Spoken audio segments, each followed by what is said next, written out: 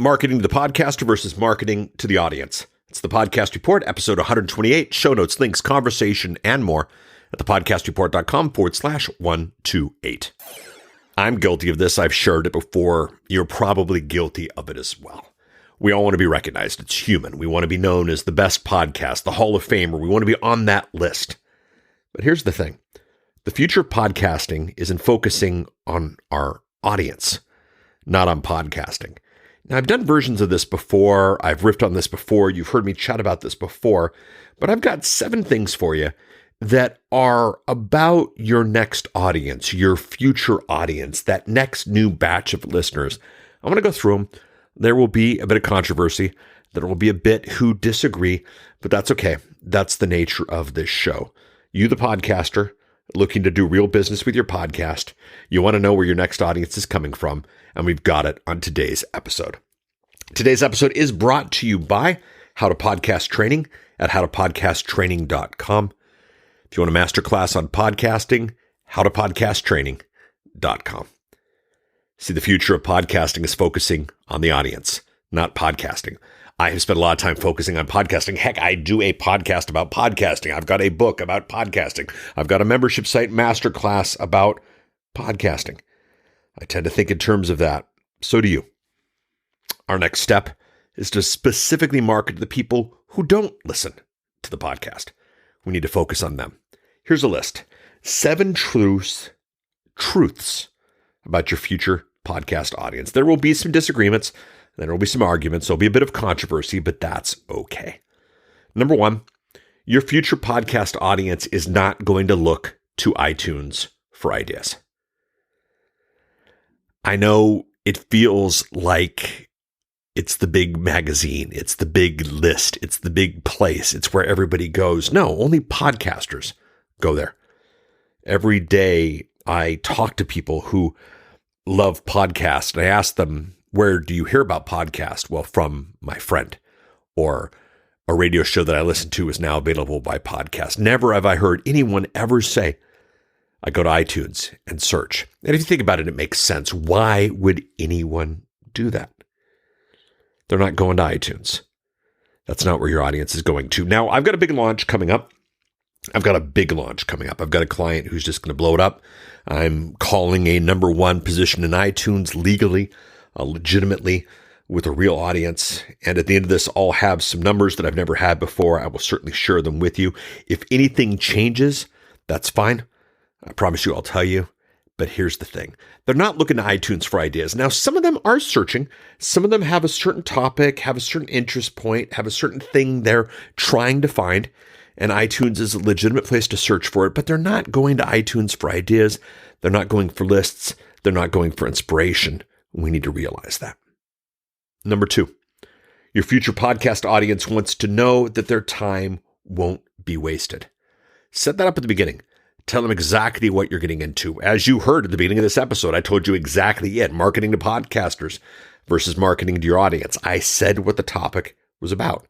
And anyone who's made it this far wanted to go on this journey with me, but I guarantee you this, there are those who listen to the show, just like you, who have their minds set on the space, either see me as great or see me as totally wrong. But either way, I don't need to hear Paul talk about it again. So they hung up. They stopped.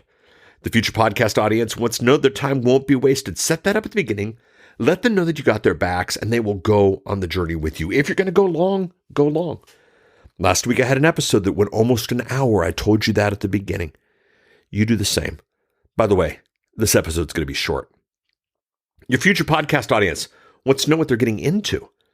This is where social proof of reviews and episodes make sense. If I'm going to start a podcast, if I'm going to start a relationship and there's 1 review and lousy artwork and 2 episodes, maybe I'll wait.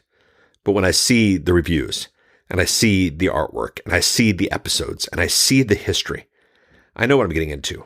I like that. This is really why you hear on all the podcasting shows that you need to be predictable, that people need to know when the next episode's coming out. I'm getting on a plane very soon, heading out to Phoenix for some of these larger clients, if you will. But I know I had to get this episode out. And so I'm taking the time to record it before I jump into the Uber because they want to know what they're getting into. They want to know that we're predictable. Number 4, your future podcast audience doesn't understand the tech or the benefits of a podcast. I've always loved podcasting because of the tech. It's one of my biggest downfalls. Check it out. RSS feed enclosures, MP3 bitrate, data encryption, or data compression. No, that's not it. The benefit of the podcast is my content anytime, any place, anywhere.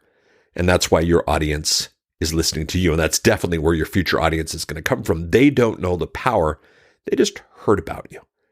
They just maybe found the link, maybe clicked, maybe heard you on another show, but they don't know the power of podcasting. They don't have someone to say, hey, by the way, we do this every week. Let's spend this time together every week. Make sure you subscribe to the show. Head out to thepodcastreport.com/iTunes, thepodcastreport.com/Google, thepodcastreport.com/Stitcher. Let them know the power of podcasting. They might like podcasting, but they might not know the power. The press they read, the press they see, they might get it wrong. Big news today about the ABC sitcom based on Startup, the podcast about podcasts. Oh, the information about podcasting is going to get worse and worse. It's going to get lamer and lamer and lamer. Yeah, your future podcast doesn't understand the tech. They don't understand the benefits. I've got a Google Home here. There'll be more on Google Home. There'll be more on getting your podcast inside of the Alexa. If I say her name, the tube will pop open and start interacting with me.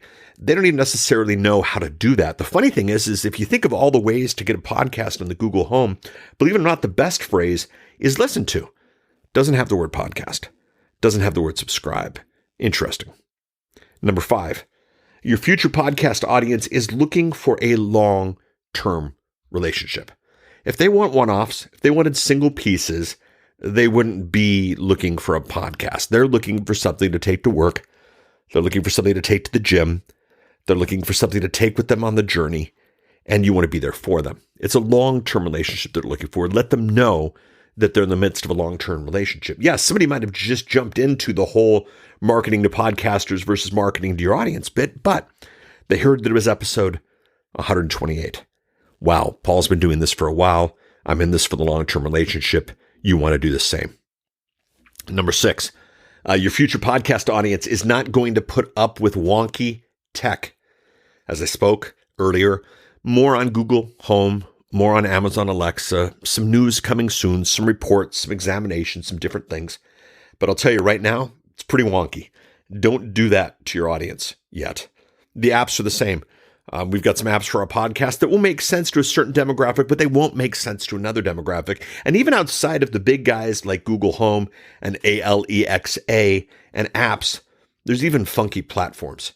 Broadcasting that your show is on iHeartRadio, but then requiring people, mandating that people get a login and password before they ever listen to you is absolutely ridiculous.